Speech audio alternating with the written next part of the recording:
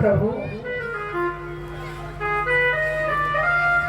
ये नंद दसोदा ऐसा कौन सा पुण्य किए होंगे जिनके यहाँ भगवान आज बेटा बन करके पधारे हैं। सबके यहाँ क्यों नहीं जाते? ऐसा कौन सा पुण्य रहा होगा? कृपया करके थोड़ा सा बताइए। तब बाबा कहते, हे परीक्षित, ये नंद दसोदा जो है पूर्व जन्म में दौड़ और धरा नाम के गंधर्व थे।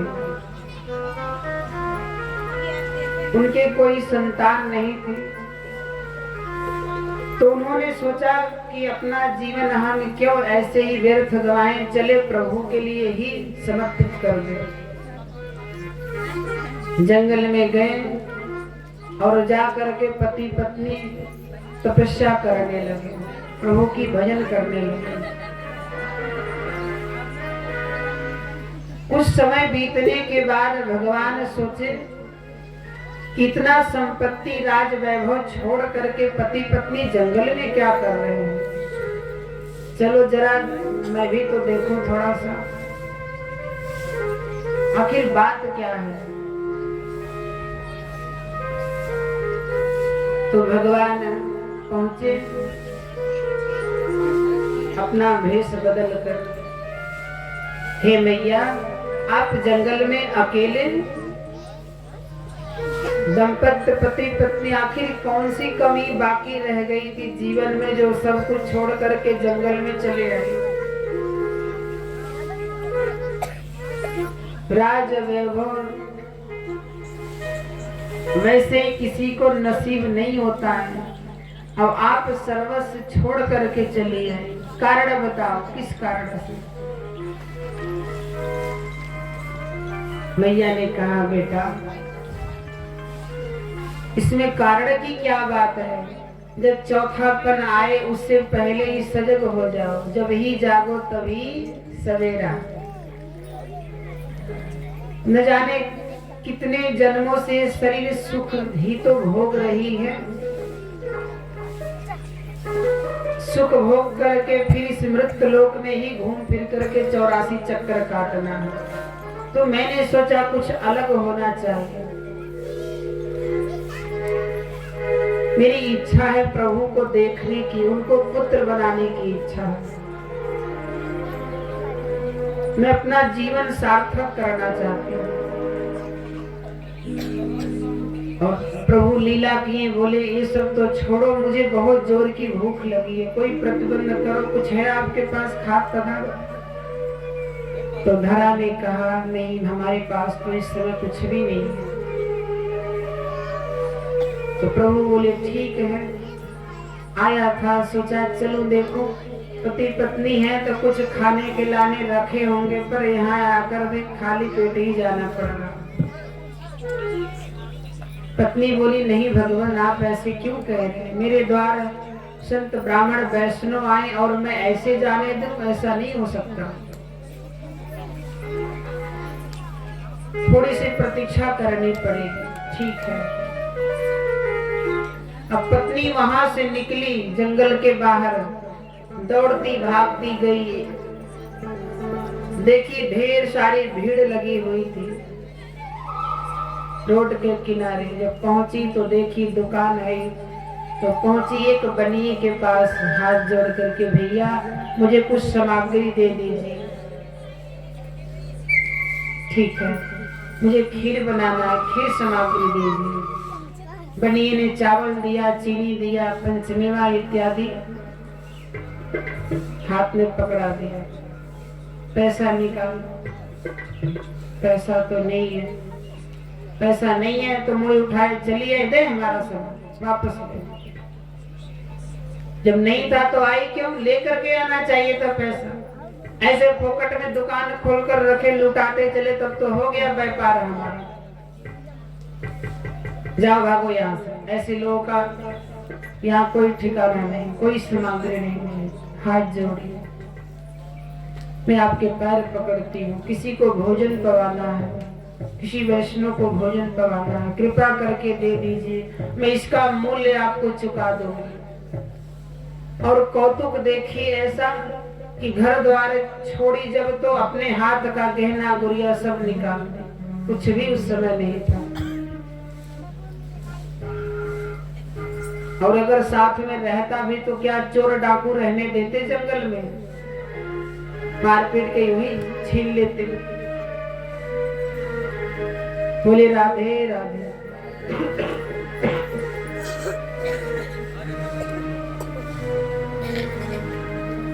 सामने रखा एक चक्कू पड़ा था, झपट करके चक्कू उठाई धरा ने और अपना अस्थन काट करके तरजुई पर रख दी। बोली आप इसके बदले हमें सामग्री दे दीजिए, पर आज मेरे द्वार जो आया मैं उसको खाली भूखा नहीं जाने दे सकती। अवाक रह गया, ये मैं क्या देख रहा हूँ।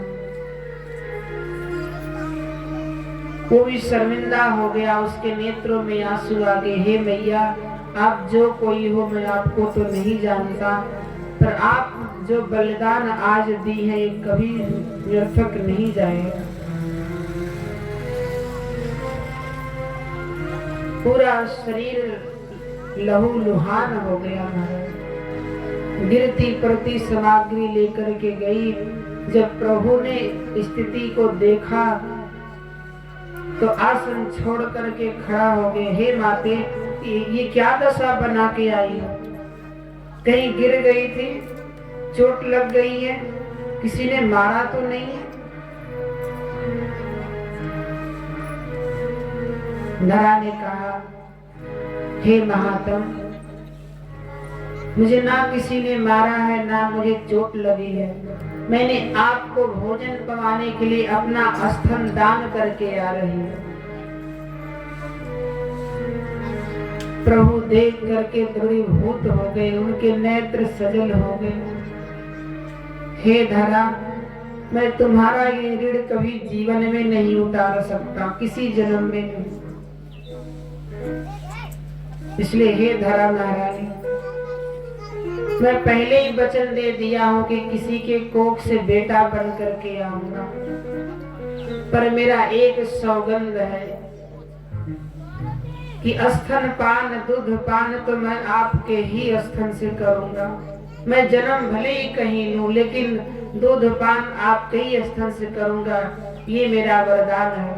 और भगवान ये कहते हुए चतुर्भुज रूप धारण कर लिए। सुखदेव बाबा कहते हैं परीक्षित ये वही धरा है जो आज नंद जसोदा का सुख पति पत्नी दोनों प्राप्त कर चुके हैं। वो सुख पा रहे हैं जो औरों को दुर्लभ है। तो माँ का ममतत्व वही समझ सकता है जिसके पास माँ नहीं है। महाराज पूर्ण रूप से आजकल का समय हो गया हो, बेटा बाहर पढ़ाई करने गया हो, बेटा कमाने गया हो, और यदि पढ़ाई पूरी हो गई बेटा आया घर पर तो बेटे का कर्तव्य बनता है कुछ समय अपने माता पिता के लिए निकालना चाहिए, उनके पास बैठना चाहिए। जरा ये भी तो जानो कि जिस माँ ने मुझे जन्म दिया है उसकी क्या कामना है, उसकी क्या इच्छा है मेरे प्रति, वो क्या चाहती है मुझसे। उसके दुख को समझो, उसकी बातों को सुन के अनुसरण करो कि क्या कह रही है। क्यों? क्योंकि बड़ों का अनुभव जीवन का इतना होता है कि एक एक बातें आपके जीवन का मार्गदर्शन कर सकती हैं। इसलिए किसी गीत अथवा किसी शब्द द्वारा माँ के मंतत्व का प्रेम नापा नहीं जा सकता। जैसे समुद्र की गहराई नहीं नापी जा सकती वैसे माँ की ममता को नापा नहीं जा सकता। बोले भक्तवत्सल भगवान की जय। आज प्रभु धरा के यहाँ पधारे हैं, जसोदा के यहाँ पधारे हैं। सारे देवता देख रहे हैं, हे प्रभु ब्रह्मा जी को पता था कि भगवान अवतार लेकर के जा रहे हैं, पर यथार्थ ब्रह्मा विस्मितः ते अतः, विस्मित हो गए, भूल गए कि प्रभु धरती पर भी गए हैं लीला करने के लिए। उनको पता ही नहीं।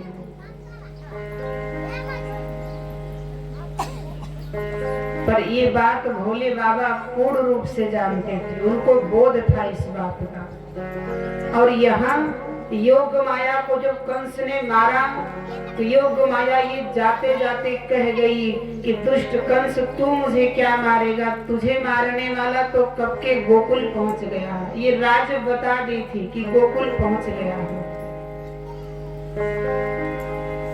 गोकुले बाल कृष्ण